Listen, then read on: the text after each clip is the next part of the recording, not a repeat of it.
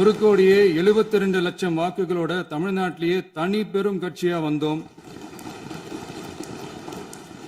தமிழக மக்களாலையும் நம்மளோட ஆதரவு இயக்கங்களாலையும் இதோ இன்னைக்கு இங்க நம்ம டிவிக்கே ஆளும் கட்சியா உட்கார்ந்துருக்கிறோம். இந்த ஆளும் கட்சியா ஆனதும் அவ்வளவு சாதாரணமாலாம் நடந்துடல. 2.25 வருஷத்துல ஆட்சிக்கு வந்துட்டீங்கன்னு ரொம்ப கிண்டலா கேலியா சிலர் பேசுறாங்க. எங்களோட இந்த 2.25 வருஷ டிராவல்ல எவ்வளவு வலியும் வேதனையும் இருக்குது.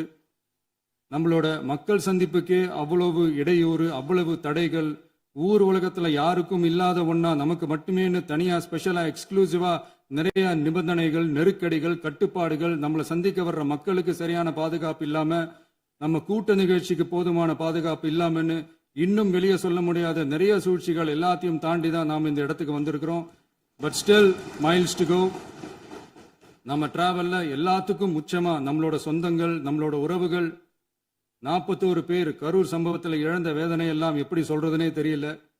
நம்ம மனசை விட்டு என்னைக்கும் அந்த வலியும் வேதனையும் நீங்கவே நீங்காது. அதுலயும் நம்ம மேலேயே பழி போட்ட கொடுமையெல்லாம் இருக்கும் பாருங்க, அதெல்லாம் வேற லெவலுங்க. என்னத்துக்கு அப்படியெல்லாம் செஞ்சாங்கன்னு தெரியல. அரசியல்னா இப்படியெல்லாம் கொடூரமா இருக்கணுமா என்ன?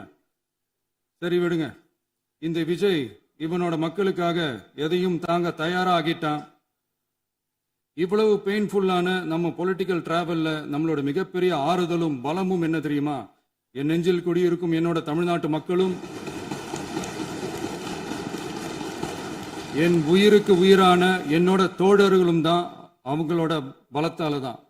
அன்னைக்கு 1967ல முன்னாள் முதல்வர் மாண்புமிகு அறிஞர் அண்ணா அவர்கள் தலைமையில் அமைஞ்ச சாமானியர்களோட ஆட்சி மாதிரி, 1977ல முன்னாள் முதல்வர் மாண்புமிகு புரட்சி தலைவர் எம்ஜிஆர் அவர்கள் தலைமையில் அமைஞ்ச மிக சாமானியர்களோட ஆட்சி மாதிரி, இதோ இன்னைக்கு அதே வரிசையில 2026 சட்டமன்ற தேர்தலில் இந்த விஜயோட தோழர்கள் இடம்பெற்ற ஒரு மிக மிக சாமானியர்களின் ஆட்சி அமைஞ்சிருக்கு. வாகை சூடும் வரலாறு திரும்பி இருக்கிறது. இப்படி ஒரு தீர்ப்பை மக்கள் அளிச்சதுனால தான் தமிழக வரலாற்றில் ஒரு மகத்தான கூட்டணி ஆட்சியை நாம் அமைச்சிருக்கிறோம். இளைஞர்களால என்ன செய்ய முடியும், பெண்களால என்ன செய்ய முடியும்னு கேட்டவங்களுக்கான பதில் தான் இன்னைக்கு அமைஞ்சிருக்கிற நம்ம ஆட்சி. ஒரே ஒரு குடும்பம் மட்டும் முக்கியம்னு சொல்றது நம்மளோட ஆட்சி அதிகார அரசியல் இல்ல. தமிழ்நாட்டில் இருக்கிற ஒவ்வொரு குடும்பமும் முக்கியம்னு சொல்றது தான் நம்ம அரசியல்.